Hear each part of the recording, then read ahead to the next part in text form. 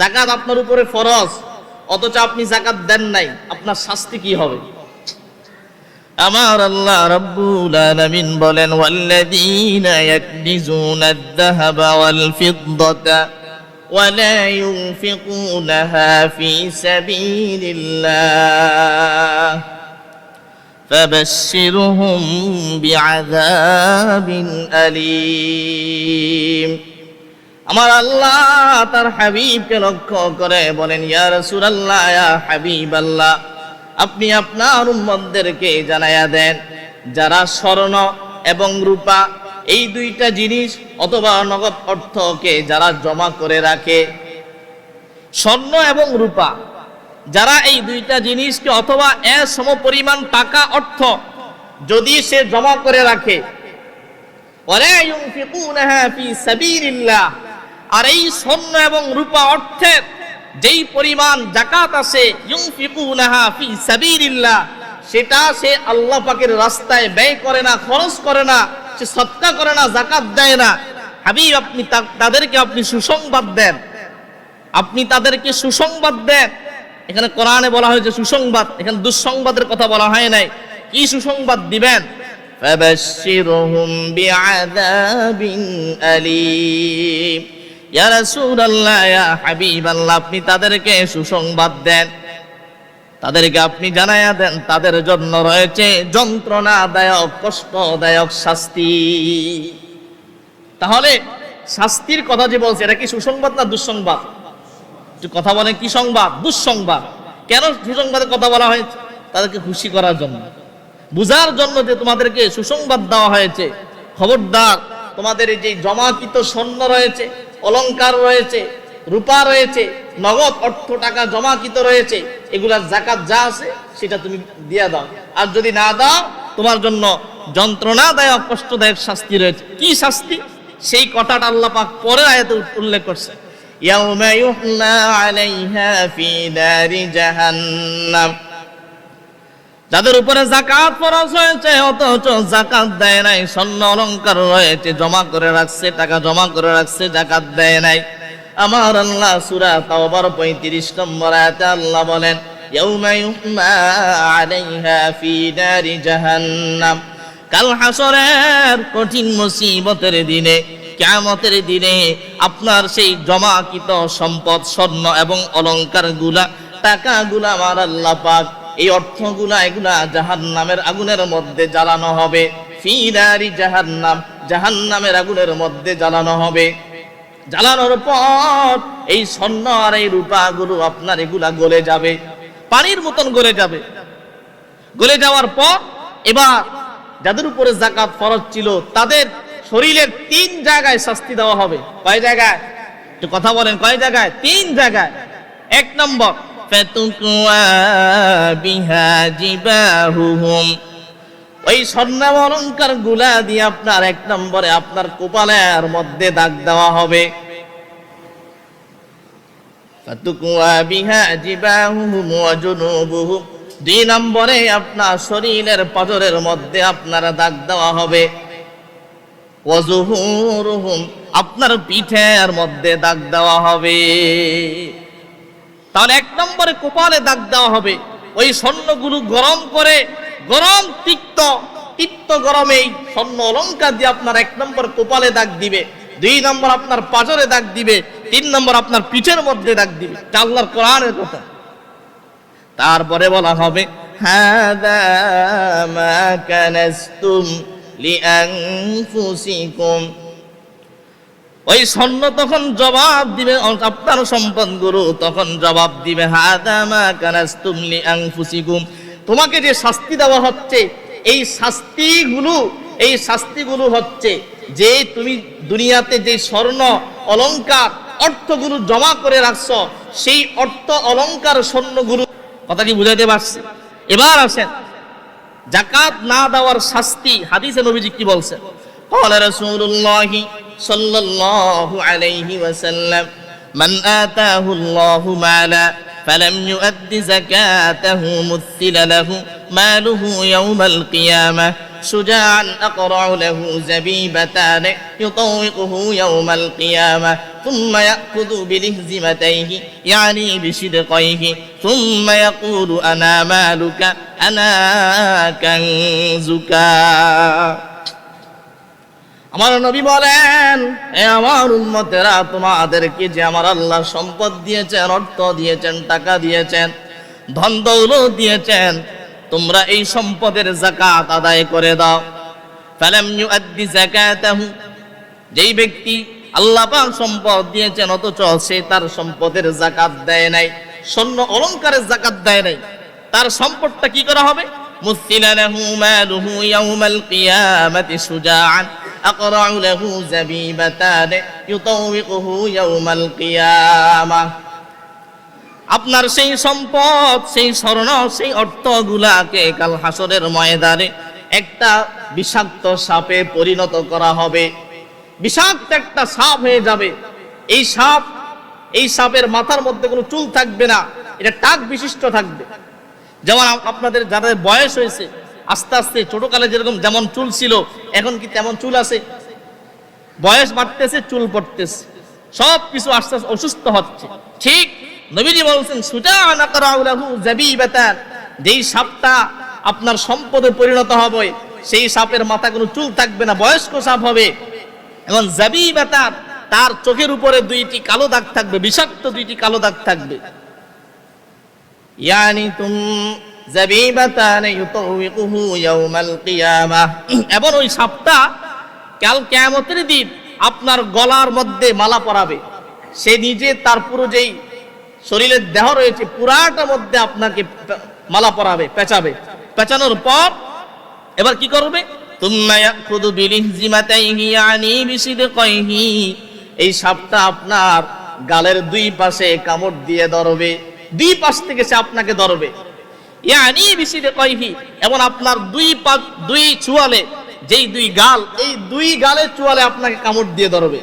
আগে বলা হয়েছে দুই পাশ থেকে ধরবে, এখানে বলা হয়েছে ইয়ানি বিসিদকাইহি, আপনার দুই চোয়ালের মধ্যে কামড় দিয়ে ধরবে।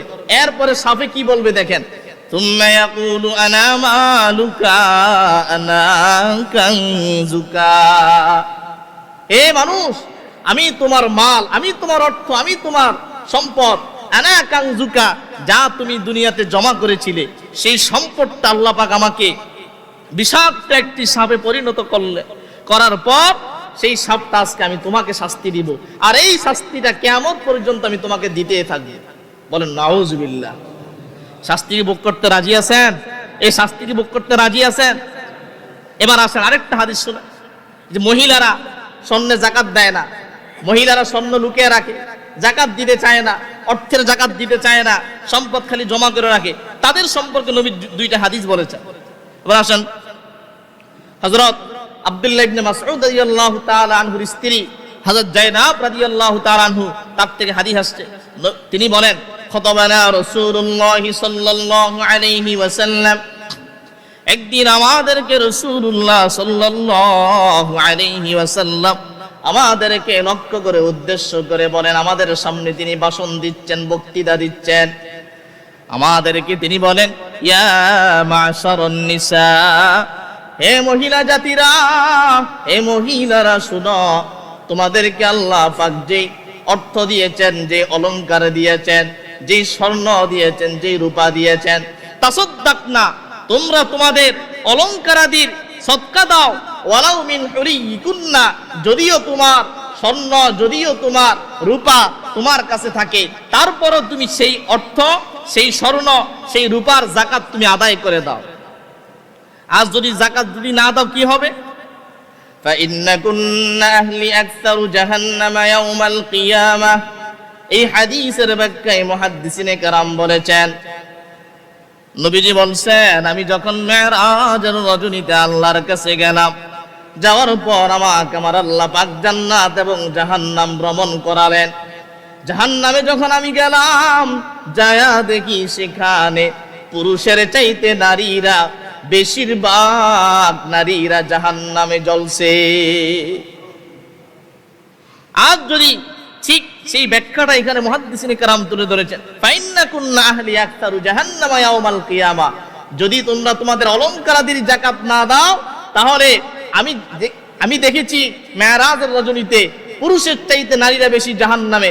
ঠিক তোমরা তোমাদের অলংকারাদির যাকাত না দেওয়ার কারণে তোমাদের মধ্যে সবচেয়ে বেশি নারীরা জাহান্নামের অধিবাসী হবে। বলেন নাউজুবিল্লাহ। নারীরা সব কাজে আগে, নামাজের ক্ষেত্রে তারা পিছনে আছে, রোজার ক্ষেত্রে তারা অলসতা, তারপরে আপনার স্বামীর খেদমতের ক্ষেত্রে অলসতা আছে, তারপরে আপনার শ্বশুর শাশুড়ির পিতামাতার খেদমতের ক্ষেত্রে অলসতা, বাচ্চাদেরকে শিক্ষা দেওয়ার ক্ষেত্রে অলসতা। কিন্তু তারা দুইটা কাজে আগে। কয়টা কাজে? দুইটা কাজে আগে। একটা হচ্ছে গীবত, শিকায়াত, সমালোচনা করা, আরেকটা হচ্ছে হিংসার ক্ষেত্রে তারা সবার আগে। ইমাম গাজ্জালি বলেছেন, তিনি তার বিখ্যাত কিতাবের মধ্যে তিনি উল্লেখ করেছেন, কুকুরের মধ্যে 4টা ভালো গুণ আর একটা খারাপ গুণ আছে। কুকুরের মধ্যে 4টা ভালো গুণ, একটা খারাপ গুণ আছে। সেই খারাপ গুণটা হলো হিংসা। এই কুকুরের যেই খারাপ গুণটা হিংসা, এই হিংসার কারণে কুকুর সবচেয়ে নিকৃষ্ট পশু। আর এই কুকুরের খারাপ গুণটা যেই মানুষ, পুরুষ হোক নারী হোক, যার মধ্যে আসবে সেই মানুষটা একেবারে নিকৃষ্ট হয়ে যাবে। বলেন নাউজুবিল্লাহ। তাহলে নারীরা দুইটা কাজে আগে। একটা হচ্ছে হিংসা, আর একটা হচ্ছে কার কথা, কোন পরিবারের কথা, কার মেয়ে বালা, কার ছেলে ভালো, কার স্বামী ভালো, কার বউ বালা, এগুলো খালি আরেকজনের কাছে 10 জন 5 জন মিল্লা বসলে দেখবেন দুনিয়ার কথাবার্তা। এই দুইটা কাজে হেরা সবার আগে, আর ইবাদতের ক্ষেত্রে তারা পিছনে। তাহলে আসেন, নবীজি বলছেন এই নারী সমাজরা তোমাদের যেই স্বর্ণ রয়েছে, রূপা রয়েছে, এগুলো যাকাত দিয়ে দাও, না হলে কাল হাসরের ময়দানে তোমাদের মধ্যে অধিক মহিলারা জাহান্নামে যাবে। 3 নম্বর, নবীজি বলছেন 2 জন নারী নবীজির দরবারে আসছে। 3 নম্বর হাদিস, 2 জন নারী নবীজির দরবারে আসছে, আর নবীজি দেখতেছে তাদের 2 হাতে, 2 জনের হাতে 2টা স্বর্ণের বালা, চুড়ি। এবার নবীজি তাদেরকে প্রশ্ন করে, এ মহিলারা, তোমাদের 2 হাতে যেই 2টা বালা রয়েছে, স্বর্ণের চুড়ি রয়েছে, বলো তোমরা এই স্বর্ণের চুড়ির বালার গুলার যাকাত আদায় করো কিনা? ওই মহিলারা ডাক দেয়, বলে ইয়া রাসূলুল্লাহ, ইয়া হাবিবাল্লাহ, আমরা যেই 2 হাতে 2টা চুড়ি পরছি, বালা পরেছি, এগুলার যাকাত আমরা আদায় করি না। নবীজি বলছেন, তোমরা যদি যাকাত না দাও তাহলে তোমরা কি এই জিনিসটাকে পছন্দ করো, এই জিনিসটাকে কি ভালোবাসো? কোন জিনিসটা? ইয়া রাসূলুল্লাহ, ইয়া হাবিবাল্লাহ, কোন জিনিসটাকে আমরা পছন্দ করি, ভালোবাসি? নবীজি বলছেন, যদি তোমরা তোমাদের 2 হাতের বালা, 2 হাতের চুড়ি যদি যাকাত তোমরা যদি না দাও, কাল হাসরের ময়দানে আমার আল্লাহ পাক তোমাদের হাতের মধ্যে আগুনের বালা পরে উঠানো হবে। নাউজুবিল্লাহ। এই হলো যাকাতের শাস্তি। আর যাকাতের 8টা খাত, 8 শ্রেণীর মানুষকে যাকাত দিবেন। কয় শ্রেণীর মানুষ? কথা বলেন, কয় শ্রেণীর মানুষ? 8 শ্রেণীর মানুষ যাকাতের হকদার। আমি 1 মিনিটে বলে দিচ্ছি। 1 নম্বর, আল্লাহ বলছেন ইন্নামাস সাদাকাতু লিল ফুকারা। 1 নম্বর যারা ফকির। ফকির কাকে বলে? আমরা অনেকে ফকির, মিসকিন, তারপরে গরিব, সবাইকে এক শ্রেণী না। ফকির এক জিনিস, মিসকিন আরেক জিনিস, এতিম আরেক জিনিস, অসহায় আরেক জিনিস। এবার আসেন, ফকির কাকে বলে? ইমাম আযম বলেছেন, ফকির তাকে বলে যার কাছে নেশাব পরিমাণ সম্পদের মালিক নাই। যিনি নেশাব পরিমাণ সম্পদ, যার কাছে নাই, অর্থ নাই, একে বলা হয় ফকির। কিছু চলার জন্য তার কাছে কিছু সম্পদ আছে, অর্থ আছে, একে বলা হয় ফকির। এই ফকিরকে যাকাত দিবেন। 2 নম্বর, ওয়াল মাসাকিন, যিনি মিসকিন। মিসকিন কাকে বলে? আযম আবু হানিফা বলছেন, মিসকিন তাকে বলে যার অর্থ নাই, ঘর নাই, দুয়ার নাই, বাড়ি নাই, কিছুই নাই, একেবারে অসহায়, তাকে বলা হয় মিসকিন। 4 নম্বর, ওয়াল আমিলিন, যিনি যাকাতের চাকরি করেন, সরকার তাকে নিযুক্ত করছে যাকাতের অর্থ তোলার জন্য, ওই ব্যক্তিকে যাকাতের অর্থ থেকে যাকাত দেওয়া যাবে, জায়েজ। 4 নম্বর, ওয়াল মুআল্লাফাতি কুলুবুহুম, যিনি অমুসলিম, অমুসলিমকে ইসলামের দিকে আহ্বান করার জন্য, এই মাসালাটা ভালো করে বুঝেন, অমুসলিমকে যাকাত দিবেন কেন? ইসলামের দিকে আহ্বান করার জন্য তাকে যাকাত দেওয়া যাবে। 5 নম্বর, অফিল রিকাব, দাস দাসী, কর্মচারী, আপনার কর্মচারী, আপনার আন্ডারে যারা চাকরি করে তাদেরকে আপনি যাকাত দিতে পারবেন। ওয়াল মুআল্লাফাতি কুলুবুহুম ফির রিকাব ওয়াল গারিমিন, যিনি ঋণ মুক্ত, যার ঋণ আছে, যার ঋণ আছে সে যাকাত খেতে পারবে, তাকে যাকাত দিবেন। অফি সাবিলিল্লাহ, আল্লাহ পাকের রাস্তায়, তার এতিমখানায়, যা আপনার মাদ্রাসা রয়েছে, এতিমখানায়, এতিমখানাগুলো, এতিমখানা দেওয়ার ক্ষেত্রে যাচাই করবেন সেখানে এতিম আছে কিনা। অনেকে নাম দিয়ে চলে না, তাহলে আপনার যাকাত আদায় হবে না।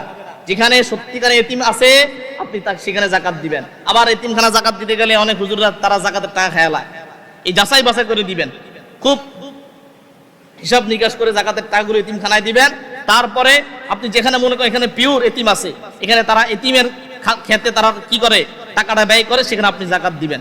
আর হচ্ছে 8 নম্বরে ওয়াবনিস সাবিল, যিনি সফরকারী, দেশ সফর করে, যিনি সারা বিশ্ব সফর করে, সফর করতে করতে এক পর্যায়ে তার গাড়ি ভাড়া, খাওয়া দাওয়ার টাকা আর নাই, ওই মুহূর্তে তাকে আপনি যাকাত দিবেন। সেই যাকাত থেকে সে খরচ করতে পারবে, খেতে পারবে। বলেন সুবহানাল্লাহ।